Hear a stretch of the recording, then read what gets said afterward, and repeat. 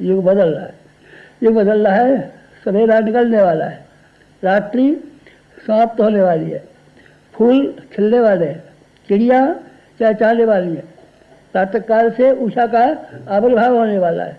ऐसे पुण्य समय में, प्रभात काल में आपको उठने की जरूरत है, चेतने की जरूरत है। मुर्गा बांग लगाता है, कहता है प्रातःकाल हो गया, उठिए। मंदिरों में शंकर घड़ियाल बजते हैं और ये कहते हैं उठिए। मस्जिदों में अजान लगाई जाती है और कहता है उठिए, सोइए मत। सोने का समय नहीं है, पड़े रहने का समय नहीं है, वक्त को बर्बाद करने का समय नहीं है। ठीक ऐसा ही समय ये है, ये समय बर्बाद करने का नहीं है, ये समय गंवाने का नहीं है, ये समय अपने पेट भरने का नहीं है, ये समय बहानेबाजी करने का नहीं है, ये समय लोभ का नहीं है, ये समय मोह का नहीं है। ये समय उसका है कि हमको नए विश्व की नई संरचना के लिए अपने समय को और शक्ति को लगाएं। बस एक ही मांग है, अगर आप मौके को समझ पाएँ, समय को दे पाएँ, तो आपका कुछ काम हर्ज होने वाला नहीं है। ये आपका भय है, बेकार का भय है कि हम चले जाएंगे तो हमारे बाल बच्चे भूखे मर जाएंगे, हमको ये मुसीबत आ जाएगी, हमारा ये काम हर्ज हो जाएगा। यह आपकी मन की कमजोरी है। शुद्धम हृदय दौर्बल्यम, यह आपके हृदय की दुर्बलता के अलावा और कुछ भी नहीं है। इस समय की मांग यह है कि आप अपने समय का, अपने श्रम का, अपनी शक्ति का बड़े से बड़ा भाग समाज की संरचना के लिए, महाकाल के पुकार को पूरा करने के लिए, युग की चुनौती स्वीकार करने के लिए अपने आप को लगाएं, पेश करें। अपने आप को लगाएं। क्या काम करें? ढेरों के ढेरों काम करने के लिए करें।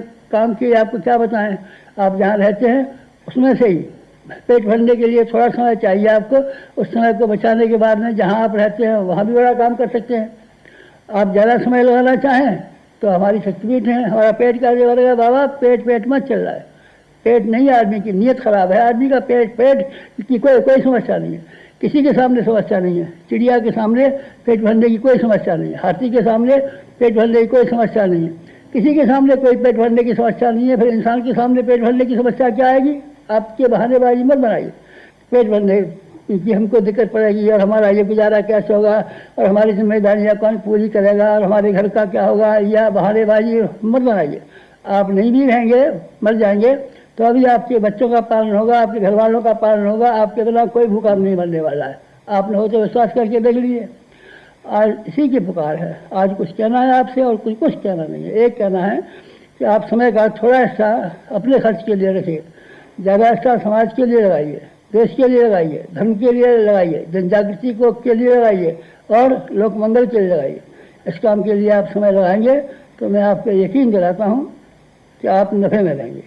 हम नफ़े में रहे, आप विश्वास कीजिए। हमारी गवाही देख लीजिए और महापुरुषों की गवाहियाँ देख लीजिए।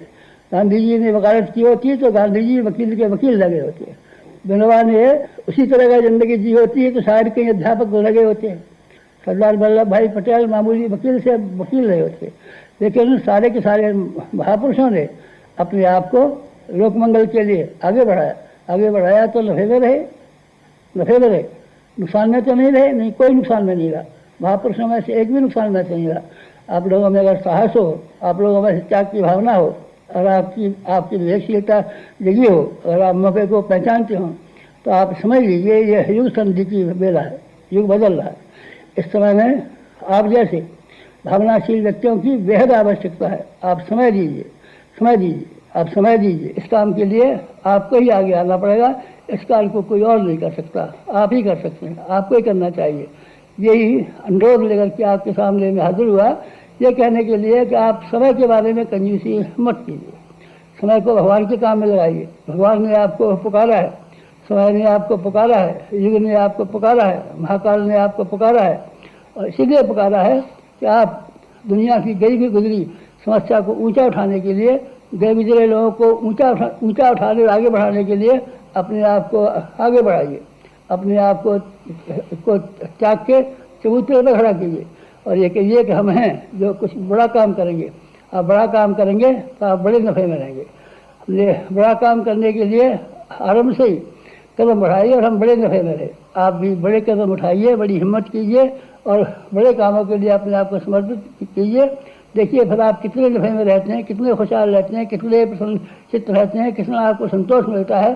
कितना आपको सम्मान मिलता है, कितना भगवान का अनुग्रह आपको मिलता है। फिर आप देखिए ना, ये परीक्षा का समय यही है।